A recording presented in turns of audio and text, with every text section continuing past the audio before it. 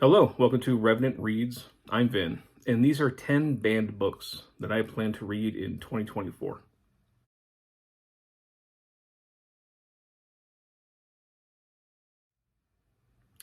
So about a month back, I had seen a passionate video from MJ over at Reading This Life, in which she was discussing her disdain for banned books, and she had vowed to read 24 banned books in the year 2024.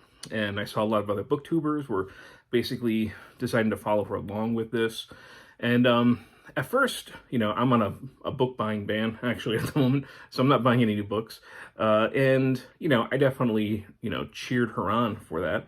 But I wasn't quite thinking I could participate because I didn't think I had a lot of banned books on my shelves. So I had made about a week ago my 2024 booktube goals video. And then after I made that video, I started thinking more about banned books. And I decided to look at the list from the American Library Association. They have the list. There's actually 3 lists on their website.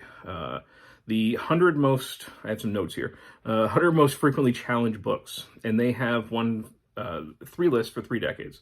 So the 100 most frequently challenged books from 1990 to 1999, from 2000 to 2009, and then from 2010 to 2019. And I figured, I do have some fiction shelves. These are my TBR fiction shelves, at least these ones here that I'm pointing to. Over here is mostly nonfiction. And I thought, well, let me look at those lists and see if I have anything on my shelves already. And there was at least one that I knew was definitely on there, but I wasn't sure about the others. And lo and behold, I had at least 10. I had 10 books that were on these banned lists, and I decided, well, let's maybe participate and give me a good excuse to read these books. I am not, and this seems to be different from most people on BookTube, I am not really much of a mood reader. I am much more strategic in my reading plans. I like to know what I'm going to be reading next a month from now, 2 months from now, 3 months from now. I like to plan ahead. So because I'm not a mood reader, I don't just grab things off my shelves and say, yeah, I feel like reading this. It's not something I resist doing. It's just not the way that I operate necessarily. So it's not that I need an excuse to read books, especially from my fiction shelves, but it helps me if I have prompts. And I'm treating this as prompts, as, a way to encourage me to get them off my shelves and to read them. So I figured I'd share the 10 books that I plan to read in 2024 that are on at least one of the 3 banned books lists from the American Library Association. I don't know when I'm going to read exactly all of these. I'm hoping for maybe one in a month, one per month. There's 2 months I know I'm booked up with reading, so I don't know if I'll get to them. I probably won't get to any of those months, but hopefully by the end of 2024, I will have these read. So let me begin. I guess the first one I know that I'm definitely going to read in January, and that is this one, William Golding, Lord of the Flies. Now, I had read this back in high school, but I have very vague memories of this. I'm in my 40s now, so high school was a while back. And when I read things in high school, I didn't read them carefully at all. I skimmed a lot of pages, certainly, as your typical teenager in that respect, if it wasn't something that I was reading by choice. And I remember certain elements of the story, compelling me, or being compelled by these certain elements of the story.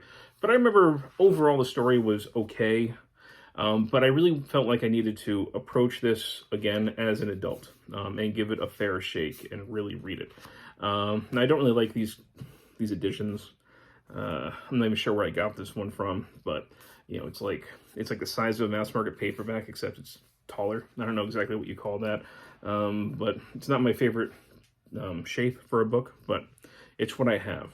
And just recently, Randy Ray, the literate Texan, he made a video about classics that he planned to read in 2024, and this was on his list. So we decided we're going to buddy read this in the middle of January. So I know I'll get this one done then. Here's another one. Tim O'Brien, The Things They Carried. And I have to say that for a lot of these books, I don't know why they're on the banned list. I just know that they are. I could say that this was actually on the this was number 68 on the 1990-1999 banned list, the 100 most frequently challenge books. So this is on the 90s list. This one, Tim O'Brien, this made the 2010 to 2019 list, and this was number 34. All I know is that it is a, basically a book about the Vietnam War. One that I've been planning to read for a long time. I know it's well respected, and this will be a good excuse to read it. I need to make sure I can make room here. I have a couple mass market paperbacks of books. So we've got Ender's Game. Something that, this is actually a copy that a friend had given me a long time ago. It told me I should read it, and it's been sitting on my shelves ever since. So this is the time where I will actually get to it. And this was on the 2010 to 2019 list at number 84. Now, one of the convenient things about this list was that there were a couple Stephen King books on there. And I had already decided that I was going to start reading through my Stephen King books that I have on my shelves in 2024. So the books that are on there, we've got The Dead Zone. So I got this, again, mass market paperback. I'll hopefully get a hardcover of this at one point. And this was on the 90s list at number 82. There is also Kujo, another book I was planning on reading this year anyway. And this was on the 90s list also at number 49.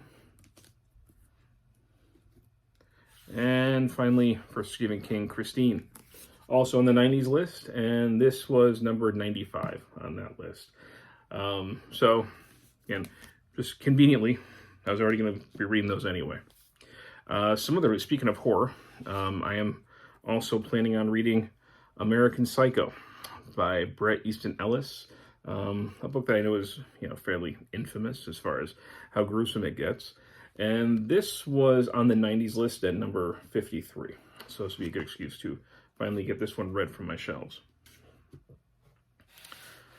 We've also got The Handmaid's Tale by Margaret Atwood. This is another one that I vaguely remember things from high school, but I don't think I really read it in high school.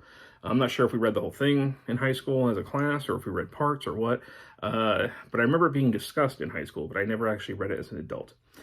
So this one was on the 2010 to 2019 list, and it is number 29 on that list. Another one that I read when I was younger, that I remember a decent amount of, but I have been wanting to read it anyway as an adult, and that is The Adventures of Huckleberry Finn, Mark Twain's classic novel, and I do understand why this one was banned, especially because of the language that is in it. But this is still very, very high on the list of challenge books. This is on the 2010 to 2019 list, and this is number 33. And the last one. Hopefully I did all those, right? 1, 2, 3, 4, 5, 6, 7, 8, 9. Yeah, this is the last one.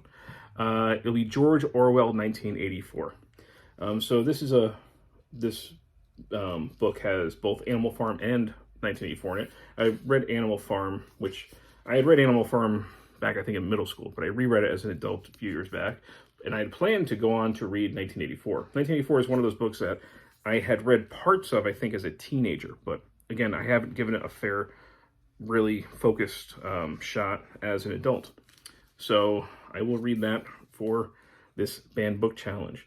And this is, get my notes here, this is on the 2010 to 2019 list at number 79.